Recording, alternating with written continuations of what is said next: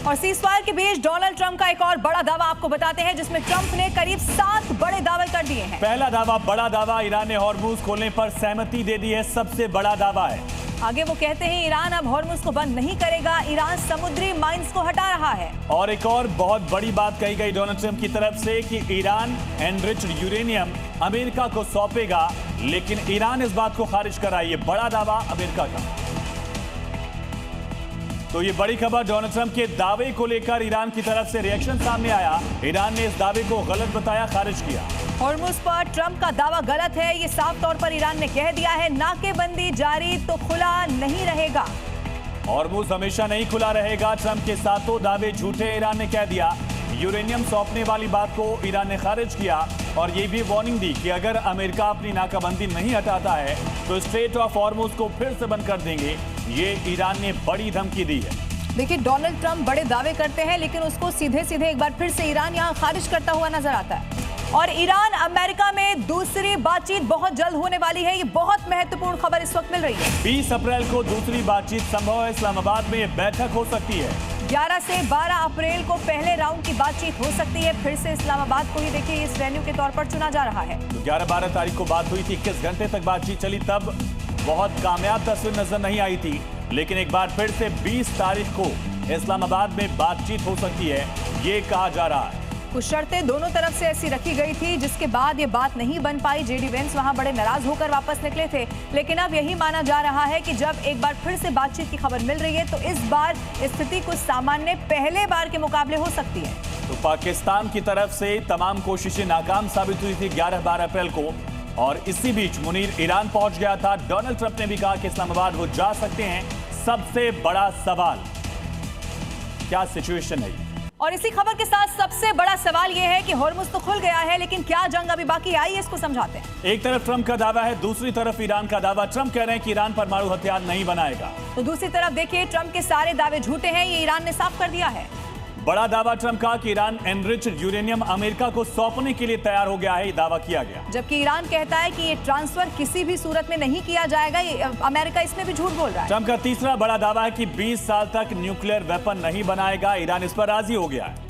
हालांकि ईरान ये कहता है कि यूरेनियम खत्म करने पर कोई समझौता हुआ ही नहीं है। ट्रंप ने एक और दावा किया कि हॉर्मुज कभी नहीं बंद करने पर ईरान को हमने मना लिया है, झुका दिया है। उधर नाकेबंदी करने पर हॉर्मुज खुला नहीं रहेगा, ये ईरान एक बार फिर से दोहरा रहा है। सबसे बड़ी अहम बात है कि जंग में ईरान पूरी तरह बर्बाद हो चुका है। ये डोनाल्ड ट्रंप 85 बार दोहरा चुके हैं। लेकिन ईरान ये कह रहा है कि झूठ के दम पर युद्ध नहीं जीता जा सकता। और ये जो विरोधाभास है, यही अब सबसे बड़ा सवाल उठा रहा है कि आखिर क्या सच में सामान्य की तरफ ये स्थिति बनती हुई भी नजर आ रही है क्या? इसी बीच एक बड़ी खबर है, ईरानी राष्ट्रपति का वीडियो सामने आया। साइकिल चलाते हुए पेजेश्कियान यहाँ पर नजर आए हैं, वो तस्वीर भी आपको दिखाएंगे।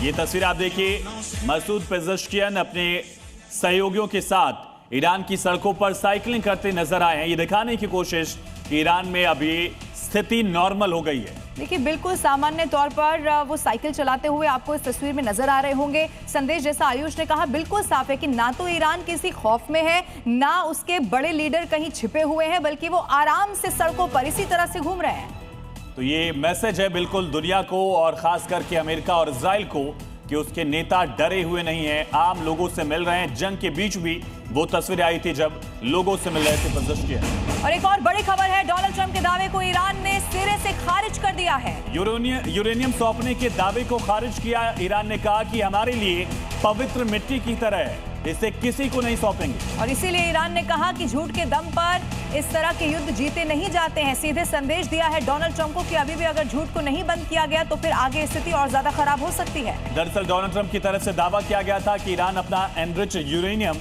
अमेरिका को सौंपने को तैयार है, जबकि ईरान मना कर रहा है कि ऐसा कोई जिक्र नहीं किया गया और ये हमारे लिए पवित्र मिट्टी की तरह है। ईरान की राजधानी तेहरान में सरकार के समर्थन में बड़ी संख्या में लोग जुटे। महिलाओं के साथ साथ लड़कियां भी यहां पर आई और इसमें हिस्सा लिया गया। ईरान में इस्लामिक प्रशासन समर्थित लोगों को अमेरिका पर शक है, क्योंकि उनको लगता है कि ये सीज फायर एक धोखा है। अमेरिका एक बार फिर हमले शुरू कर सकता है। तेहरान में नेशनल गर्ल्स डे के मौके पर रैली का आयोजन किया गया था, जिसका theme devoted doctors of Iran रखा गया था। प्रदर्शन में बड़ी संख्या में महिलाओं और लड़कियों ने भाग लिया, जो मैं ईरान की बेटी हूँ, मेरा जीवन ईरान के लिए कुर्बान है का नारा लगा रही थी। प्रदर्शन में बुर्का पहने कुछ महिलाओं के हाथ में भारी हथियार भी देखे गए, जिनके हाथ में स्लोगन लिखा पोस्टर और ईरान के सुप्रीम लीडर और युद्ध में मारे गए नेताओं के पोस्टर थे।